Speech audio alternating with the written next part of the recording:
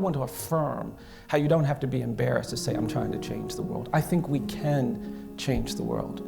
And I have a simple little prescription. I think there are 4 things that we're going to have to think about. We're going to have to commit. We're poor and suffering and marginalized. We think we can change the world by staying just on Harvard's campus, by staying in places of power and privilege, staying just in our elected offices. If we care about injustice, if we care about inequality, if we care about poverty, if we care about disability, if we care about addiction and dependency, we're going to have to get close enough to those who are poor and excluded and neglected, addicted and dependent, to understand the nature of that problem. Second thing we're going to have to do is we're going to have to change these narratives.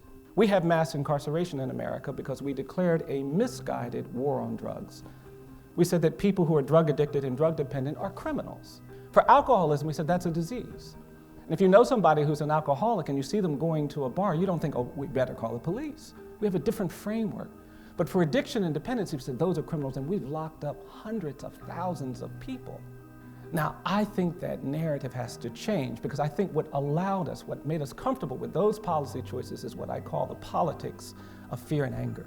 And I'm here to tell you that if we allow ourselves to be governed by fear and anger, we're going to tolerate things we're not supposed to tolerate. That's how you get comfortable with inequality. That's how you get comfortable with injustice. That's how you get comfortable abusing people in ways that are clearly indecent and wrong. You do it because you've been given a narrative of fear and anger that makes you think that that's justifiable. The third thing we're going to have to do is we're going to have to stay hopeful.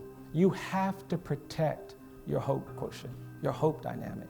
Because sometimes being in spaces like this can rattle you. The faculty are brilliant, but they're trying to complicate the world for you. And sometimes when the world starts to get complicated, you lose hope that you can do the things you thought you could do. You begin to actually no longer believe that that world-changing thing you were hoping to achieve, you can achieve. And so while you are dealing with the complexity of the world, you're going to have to affirmatively work on protecting your hope. Your hope is vital to your capacity to change the world. I actually believe that hopelessness is the enemy of justice. Injustice prevails where hopelessness persists. The fourth and final thing we're going to have to do, and this is a hard one, we're going to have to do things that are uncomfortable and inconvenient.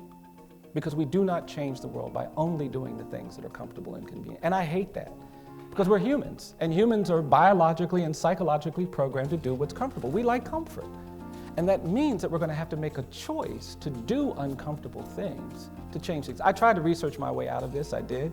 As a faithful alum of this university, I looked and did some research, and I tried to find an example where justice prevailed, where equality triumphed, and nobody had to do anything uncomfortable or inconvenient. Can't find any examples of that.